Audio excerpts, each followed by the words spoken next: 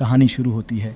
आधी रात को जॉर्जिया के मार्ग्रेव के ठीक बाहर एक व्यक्ति की गोली मारकर हत्या कर दी गई, जिसकी पहचान बाद में जो रीचर के रूप में हुई।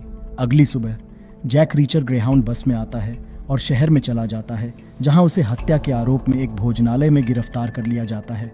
उसे स्थानीय जेल में एक बैंकर पॉल हबल के साथ रखने के लिए भेज दिया जाता है, जिसने हत्या की झूठी बात कबूल कर ली थी। स्पाइवी, एक कुटिल रक्षक, उन्हें सामान्य आबादी के साथ रखता है, जहां रीचर बेरहमी से उनके जीवन पर एक प्रयास को विफल कर देता है। हबल बताते हैं कि उन्होंने एक आपराधिक संगठन के लिए कवर करने की बात कबूल की, जो अन्यथा उन्हें और उनके परिवार को मार डालता। रिहा होने के बाद रीचर को स्थानीय व्यावसायिक क्लीनर के बेटे द्वारा शहर में मौखिक रूप से धमकी दी गई है।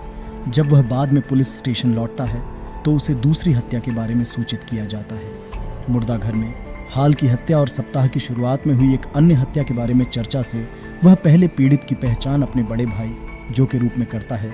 रीचर ने अपने भाई की हत्या और हाल ही में हिरासत से रिहाई के बाद हबल के लापता होने की जांच करने के लिए फिनेले, स्थानीय पुलिस कप्तान और रोस्को नाम के एक पुलिसकर्मी के साथ मिलकर काम किया। फिनले के बॉस एड मॉरिसन और उनकी पत्नी की उनके घर पर भीषण हत्या कर दी गई। रीचर का अनुमान है कि हब्बल की देखभाल न करने के कारण उसे मार दिया गया। मेयर ग्रोवर टीले, जो खुद गंदा है, पुलिस प्रमुख का पद संभालता है और फिनेले को मॉरिसन की मौत की दिखावटी जांच करने का आदेश देता है। फिनेले का दोस्त FBI एजेंट पिकार्ड हबल की पत्नी और बच्चों को अनौपचारिक सुरक्षात्मक हिरासत में लेने के लिए सहमत है। रीचर स्पाइवी के साथ एक बैठक तय करता है, लेकिन 2 दक्षिण अमेरिकी पूर्व सैनिकों द्वारा घात लगाकर हमला किया जाता है, जिससे स्पाइवी भागने में सफल हो जाता है। फिर रॉस्को उसे एक बार में ले जाता है, जहां वे नृत्य करते हैं। घर जाते समय उन्हें पता चलता है कि सड़क बर्बाद हो गई है और वे उसी मोटल के कमरे में सोकर रात बिताने के लिए मजबूर हो जाते हैं, जहां रीचर अपने अतीत के बारे में खुलता है। रॉस्को सेंधमारी का सबूत ढूंढने के लिए घर लौटता है। रीचर के आग्रह पर वह उसे एक बंदूक देती है। समूह ने सीक्रेट सर्विस में जो के सहकर्मी मॉली बेथ से संपर्क किया, जिससे पता चला कि जो बड़े पैमाने पर जालसाजी की रिपोर्ट की जांच करने के लिए एक गोपनीय कार्य पर मार्ग्रेव में था। रीचर जॉबलिंग के बारे में जानकारी के लिए क्लीनर के एक वकील को डराता है, जबकि फिनेले सुराग के लिए स्पाइवी के घर की जांच करता है और गलती से उसे चोर समझकर पुलिस द्वारा पीटा जाता है। फिर दोनों व्यक्ति व्यक्तिगत रूप से क्लीनर से मिलने जाते हैं। क्लीनर का दावा है कि वह कुछ नहीं जानता है और जांच बंद करने की धमकी देता है। रीचर रॉस्को और फिनले को अस्थायी रूप से अपने घरों से बाहर जाने के लिए मना लेता है। आपूर्ति खरीदने के दौरान क्लीनर का बेटा केजे रॉस्को के पास आता है, जो उसे चेतावनी देता है कि रीचर एक हत्यारा है। रीचर स्वयं पूर्व सैनिकों द्वारा फिर से घात लगाकर हमला किया जाता है, लेकिन इस बार वह उन्हें मारने में सफल हो जाता है। फिर उसे अपनी कार की डिक्की में स्पाइवी की लाश मिली। फिनले से मिलने के बाद रीचर शवों को ठिकाने लगाने में मदद करने के लिए रॉस्को को ले जाता है। उन्होंने केजे की चेतावनी के पीछे की सच्चाई का भी खुलासा किया। इराक में सेवा करते समय रीचर ने 3 नागरिक पुरुषों की हत्या कर दी, जो युवा लड़कों के एक समूह का यौन उत्पीड़न कर रहे थे। अटलांटा हवाई अड्डे पर सबूत फेंके जाने के बाद रीचर एक होटल के कमरे के लिए भुगतान करता है। अगले दिन वे क्लीनर के एक पूर्व कर्मचारी के घर जाते हैं और खाली एयर कंडीशनर बक्से पाते हैं। रीचर को संदेह है कि नकली नकदी को स्थानांतरित करने के लिए उनका उपयोग किया गया था। पिकार्ड उन्हें उस मोटल के बारे में जानकारी देता है, जहां जो मरने से पहले रुका था। इससे पहले कि रीचर और रॉस्को पर भाड़े के सैनिक हमला कर दें, रीचर को एक छिपा हुआ नोट मिल जाता है। रॉस्को रीचर की जान बचाती है और रीचर स्वीकार करता है कि उसने उसकी रक्षा के लिए खुद को खतरे में डाल दिया। मॉली बेथ मामले पर जो कि फाइलों के साथ अटलांटा पहुंचती है, लेकिन रीचर के मिलने से कुछ सेकंड पहले ही किसी ने उसे मार डाला और फाइलें चुरा लीं। मॉली बेथ की हत्या के लिए दोषी महसूस करते हुए रीचर ने रॉस्को के ट्रक में तोड़फोड़ करने के बाद केजे पर हमला करके अपना गुस्सा निकाला। क्लीनर ने आरोप लगाने से इनकार कर दिया। रॉस्को को पता चला कि टीले ने उसे निचले पुलिस कार्य के लिए निकाल दिया है। नए सुरागों के लिए बेताब रीचर को रॉस्को के मृत पूर्व बॉस ग्रे द्वारा छोड़ी गई एक चाबी और ट्रंक मिलता है, जिसमें अनुसंधान शामिल है, जो रीचर के संदेह की पुष्टि करता है कि मार्ग्रेव क्लीनर के जालसाजी ऑपरेशन का केंद्र है, लेकिन कोई उपयोगी सबूत नहीं है। मेम्फिस की यात्रा करते हुए रीचर अपने पुराने साथी निजी अन्वेषक फ्रांसिस नेगले से मिलता है, ताकि एक हिटमैन को ढूंढा जा सके जो का हत्यारा हो सकता है। जब रॉस्को को पता चला कि उसने ग्रे की हत्या कर दी है, तो उसने टीले को घूंसा मारा। फिनेले ने पिकार्ड की जगह उसे हबल परिवार के अंगरक्षक के रूप में नियुक्त करके उसे शहर से बाहर निकाल दिया।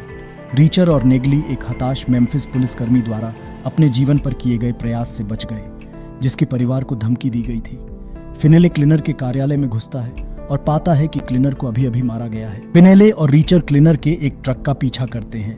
फिनले ने रीचर को बताया कि मार्ग्रेव में उसके आने का असली कारण तलाक नहीं था, बल्कि उसकी पत्नी शेरोन की लंबी बीमारी के बाद मृत्यु हो गई थी।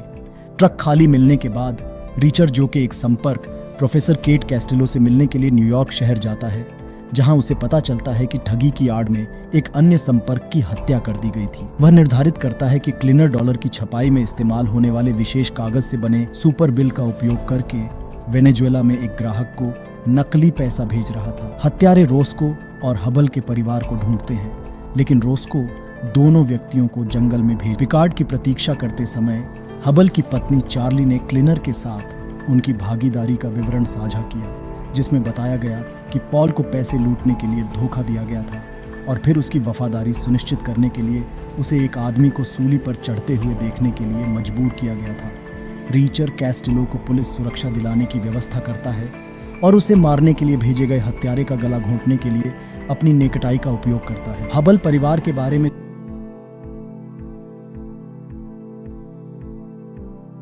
जानकारी मांगने वाले एक हिट दस्ते द्वारा अधिकारी स्टीवेंसन और उनकी गर्भवती पत्नी की हत्या कर दी जाती है। टीले ने अगली सुबह एक बहाने से फिनले को नौकरी से निकाल दिया। रीचर अंतिम मार्ग्रेव अधिकारी बेकर, जिसे रीचर भ्रष्ट मानता है, पर विश्वास करने का दिखावा करता है और हबल के घर की तलाशी लेने की एक नकली योजना साझा करता है। फिनेले स्टीवेंसन के माता पिता को उसकी मृत्यु की सूचना देने के लिए व्यक्तिगत रूप से जाता है। मारने की योजना बनाते हुए हबल के घर जाता है, लेकिन वह क्लिनर के भतीजे डॉसन सहित उन सभी को फंसा लेता है और मार डालता है। एकत्रित की गई जानकारी के आधार पर उसे पता चला कि क्लिनर उसके पैसे छापने के लिए आवश्यक कागज प्राप्त करने के लिए $1 बिल का दुरुपयोग कर रहा था। रीचर रोस्को से जांच करता है, जो अपनी खोज को पिकार्ड के साथ साझा करता है। रीचर फिनले को भाड़े के सैनिकों से बचने में मदद करता है, जो स्टीवेंसन की यात्रा के कारण उसके मोटल में उसका पीछा करते हैं। रीचर और फिनले जॉबलिंग के घर लौटते हैं, जो जमीन पर जलकर खाक हो गया है। वे जॉबलिंग के माता पिता के घर की तलाशी लेते हैं और नकली बिलों के बक्से पाते हैं। वे पिकार्ड के साथ एक मुलाकात की व्यवस्था करते हैं, लेकिन जब वे पहुंचते हैं तो पिकार्ड केजे और टीले के साथ इंतजार कर रहे होते हैं। सभी हत्याओं के पीछे खुद को प्रकट करते हुए केजे रीचर को बंदी रोस्को की एक लाइव स्ट्रीम दिखाता है और उसे और पिकार्ड को हबल को खोजने के लिए भेजता है। रीचर ने पिकार्ड को टायर ठीक करने के लिए रोका और उसे गोली मार दी। पिकार्ड के ऑपरेशन को रोकने के लिए रीचर और जॉबलिंग के साथ काम कर रहा था, जो बताता है कि बेकर परेशान करता है। रीचर ने स्टेशन पर ट्रक चढ़ा दिया और उसे मार डाला। नेगले आता है और रीचर क्लिनर की फैक्ट्री को गैसोलीन से जलाने से पहले हथियार इकट्ठा करता है।